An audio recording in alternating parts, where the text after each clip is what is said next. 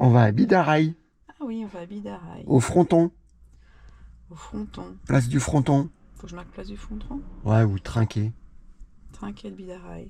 C'est là où c'est le départ de la BK 21 et BK 42 aussi. Trinquet Bidaraï. Voilà, Allez, c'est c'est parti. parti.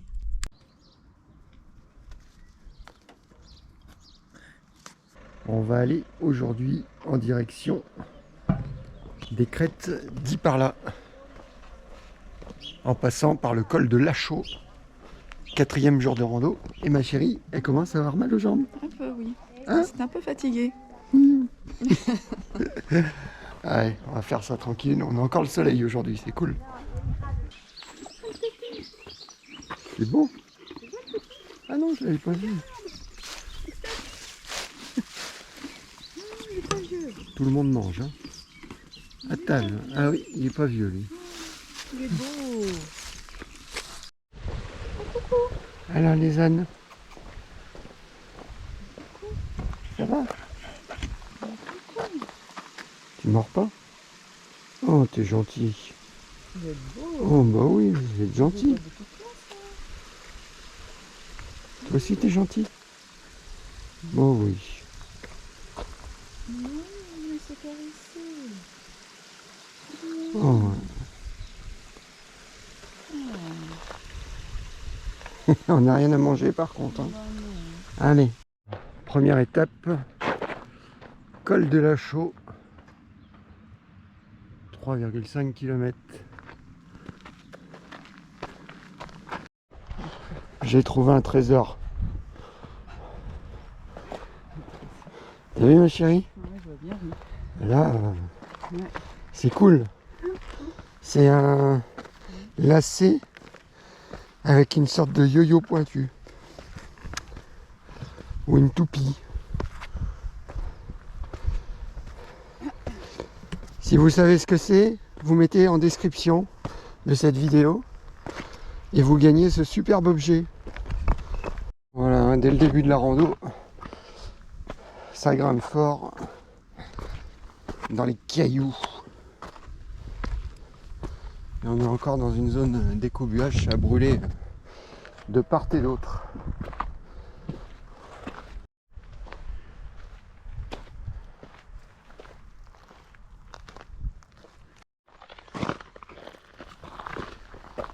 Voilà, on a quitté le GR10 et on suit maintenant le balisage jaune. Et normalement, on doit aller basculer dans le col là-haut, le col de la Chaux, où on verra le village abandonné.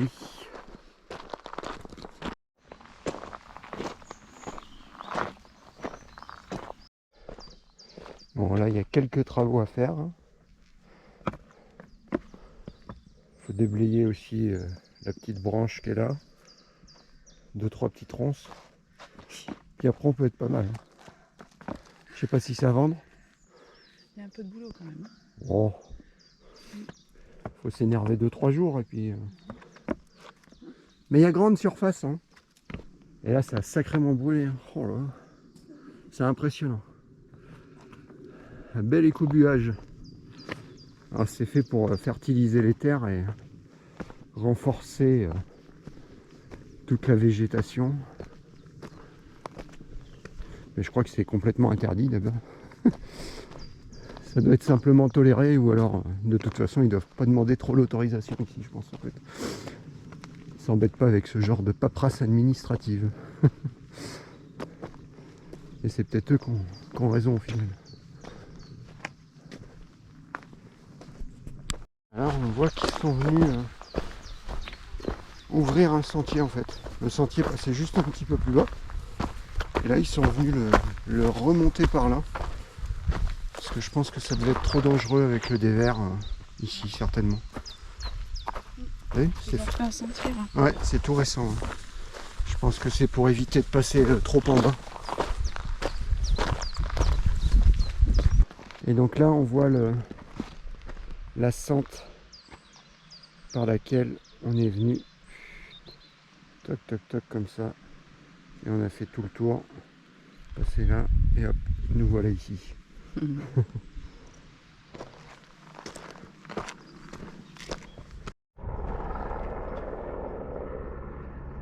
Il y a un hélico par là-bas, là. Il est en stationnaire au bord des crêtes, là. J'espère qu'il n'est pas arrivé accident à quelqu'un.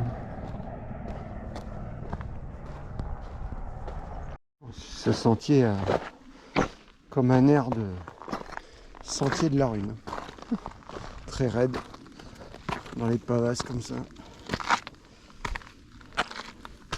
À la mode basque. Un peu moins de cailloux basques que tu mets sous les pieds. Ouais, Donc, je me mets sur le bas-côté là. ouais. Et ben, c'est que de la terre. Et c'est beaucoup plus simple à monter. Voilà, t'as pas les cailloux qui glissent sous les pieds. Je préfère. C'est vrai, tu as raison. Voilà. Je mange moins d'énergie. Voilà, nous voilà arrivés au col de la Chaux. Et on va découvrir le village abandonné. Il fallait quand même avoir un sacré courage, même si la vue est belle, pour espérer faire un village ici. Parce que honnêtement, il n'y a rien autour, quoi. On voit les anciennes maisons.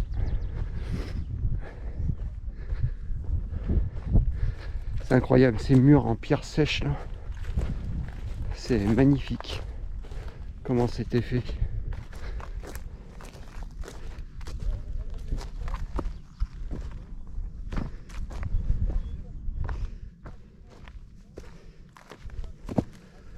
Ah, il y a quelques habitations quand même. Ah ouais. Une belle maison. Ce qui est génial, je trouve, c'est les toits. Comment ils arrivaient à faire ça. Ils mettaient des madriers en travers. Et puis sur le toit, les pierres qui sont disposées. Là, on voit le madrier et les pierres plates disposées comme des ardoises. Donc on suit toujours le sentier jaune qui nous fait emprunter ce petit sentier en balcon là. Et après on va arriver un tout petit peu plus bas là-bas là, et on va rejoindre le GR10 qui grimpe relativement fort en fait. Et après on arrivera au niveau des crêtes par là.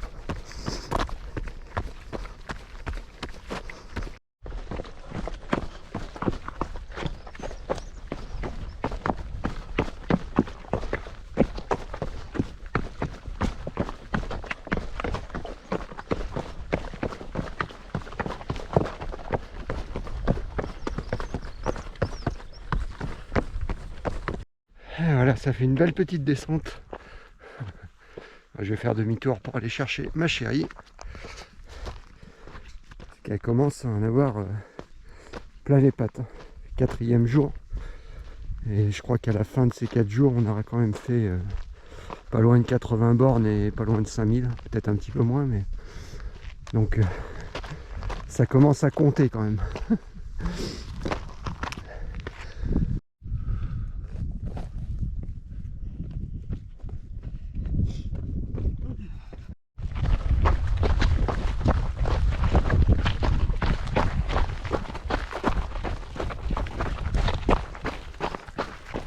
Voilà, en bas de la petite descente, on rattrape le GR10, le Pit par là, qui est annoncé par ici, et Bidareil, qui est annoncé par là, par le GR10 aussi.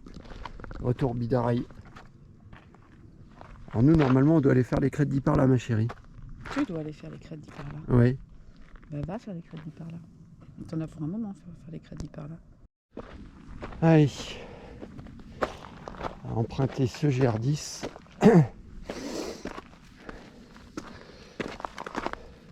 Qui monte bien fort.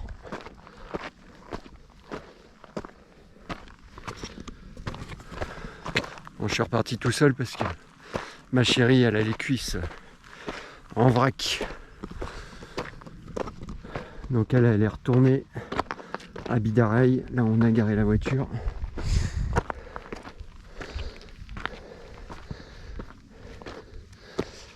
Et moi, je vais aller voir ces crêtes.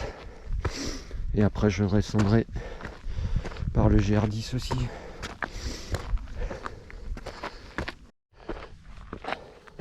Il est assez raide. Et assez rude. Ce GR10. En partant de Bidareil.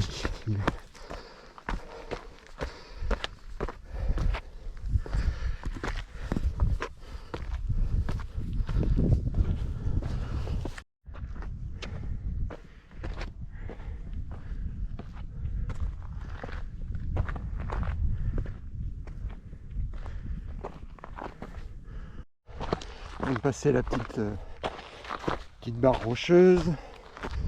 Et maintenant, petit sentier en balcon. C'est sympa. Ça grimpe bien fort. Il suffit qu'on mette un petit peu d'énergie. La pente est là pour nous rappeler.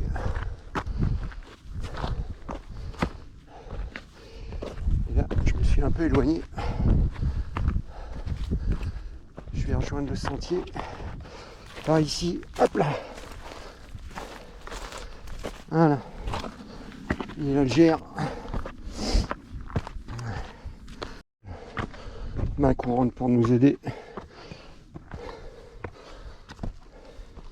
Je pense que c'est surtout pour la descente et en temps de pluie.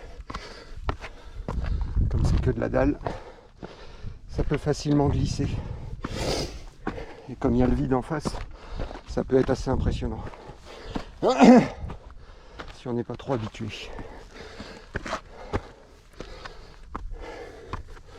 Hop. Partie difficile est passée en termes de technique. Et maintenant, aller chercher le petit portail là-haut. Et après on arrivera au pied des crêtes. Il n'y aura plus qu'à monter pour aller voir ces beaux paysages. Puis après, j'attaquerai la descente.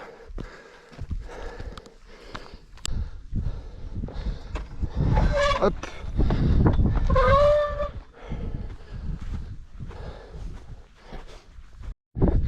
Sentier aussi qu'emprunte la BK42 ou la BK45, ça dépend des années. Ah, je me suis éloigné un peu de la cendre du GR10 qui est sur ma droite, juste à côté, pour profiter de la vue de ces falaises.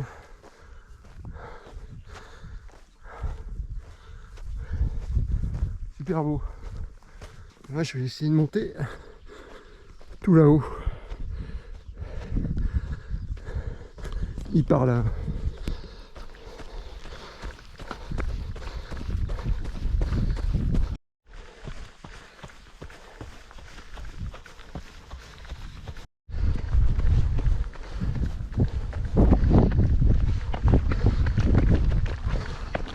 Et on s'approche, on s'approche. Je vais me faire un bon petit bout en courant, c'est cool. Il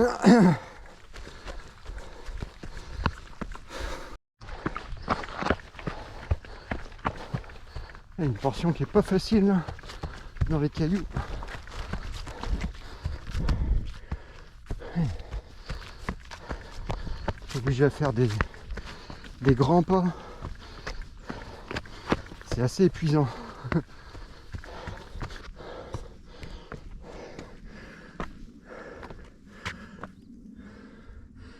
Il y a une croix ici pour rendre hommage à une personne. Ouais, qui a dû se suicider. Bon là, on est sûr du résultat. Par contre, il faut avoir un sacré courage quand même parce que c'est super haut.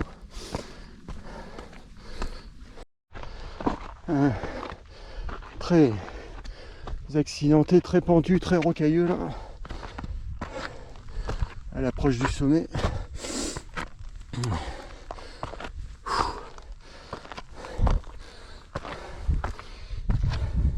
Ça finit bien les cuisses.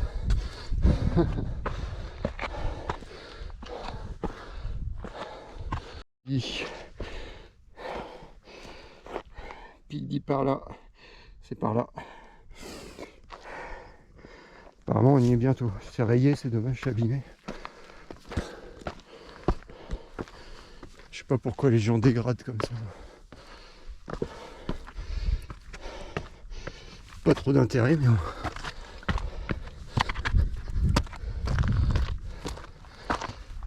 Allez.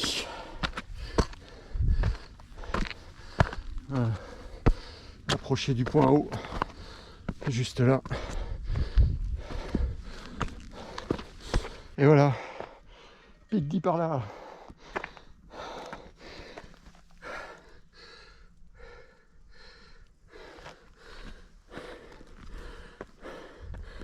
En fait, on peut aussi suivre encore la ligne de crête. Il y a un avant-sommet et après un autre sommet là-bas. Et là, je vais redescendre. Comme ma chérie m'attend à Bidaraï, je vais lui envoyer un message.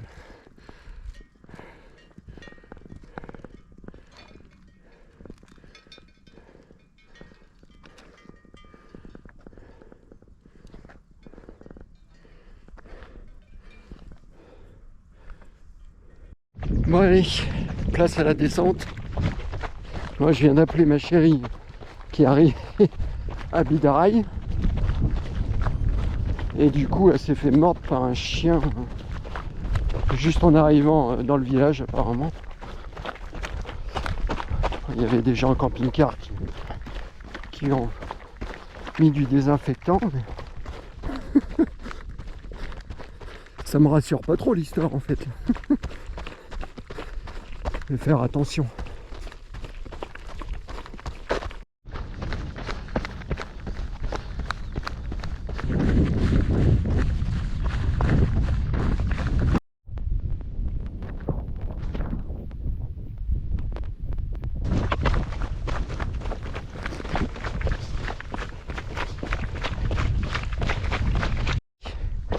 Bien ouvrir les yeux sur cette partie là qui est pas facile de GR10 à monter, donc à descendre forcément ça va être la même.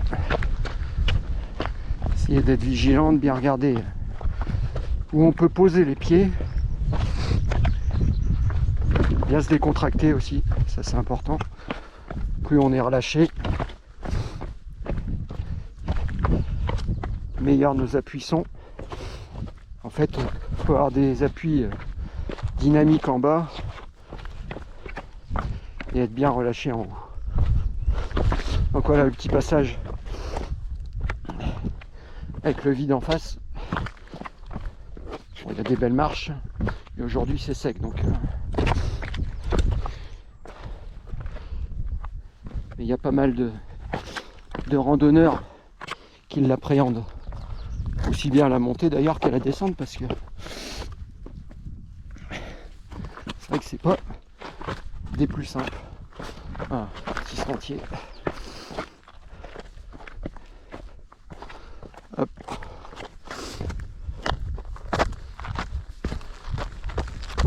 Petite relance.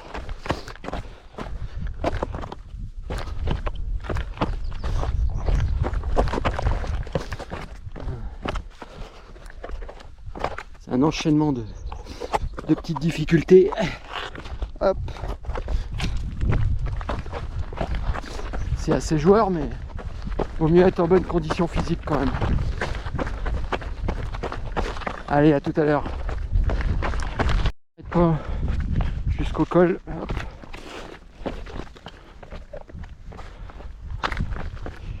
Je vais tranquille, je suis sur mon dernier jour.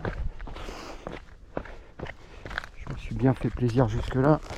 Éviter de me blesser, et puis faut que j'ai encore un peu de jambes si je dois faire la course tout à l'heure, pour pas me faire mordre avec le chien. J'espère que c'est pas trop grave. J'espère qu'il était vacciné surtout. Même si on a désinfecté, je pense qu'on va être obligé de prendre rendez-vous avec le médecin. Alors que je me trompe pas.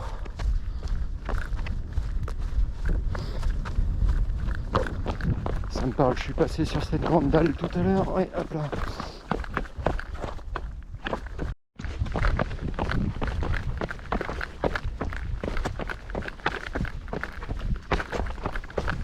Le caillou, le caillou, le caillou. Le caillou.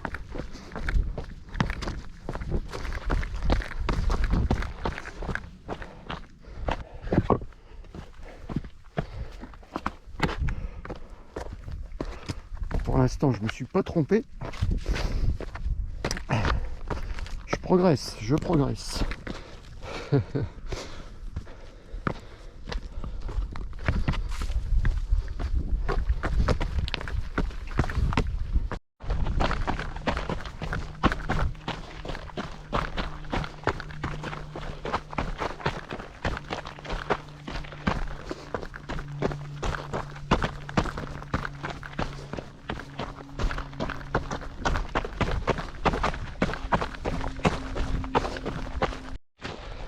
Petite goupille de sécurité.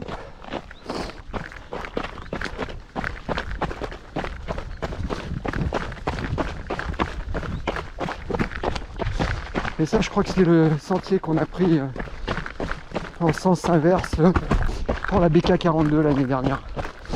Le long de la clôture, ça me parle. Ça montait bien raide dès le départ. La ferme au bout.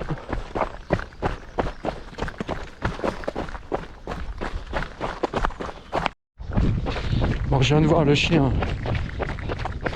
C'est juste à la ferme en fait. Avant d'attaquer le sentier, le premier sentier sur la BK42. C'était bien par là qu'on était passé, en sens inverse.